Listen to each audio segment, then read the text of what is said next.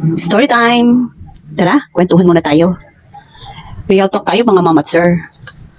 May gusto lang akong i-share. Alam niyo ba minsan, pag natutuwa ako may maipost sa social media platform, pag nasa mood ako, content man yan o hindi, o wala talagang kwenta. Alam niyo ba yung pakiramdam minsan na konti lang likes o reaction ng tao sa post mo? Kadalasan 100 views na ang video mo, pero ang reaction nasa 10 lang. Ang tuwa ko na nga pag nakaka 100 views ako sa post ko, umaka 10 likes lang.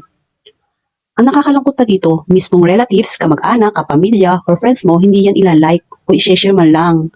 Wow, ba't naman ganun? Char. Hindi ka nila kaya suportahan. Sad, di ba? Serial talk lang tayo mga mama at sir. Ang hirap niyong pasayan, no? Hindi ba kayo natutuwa dahil lagi kayong may napapanood araw-araw?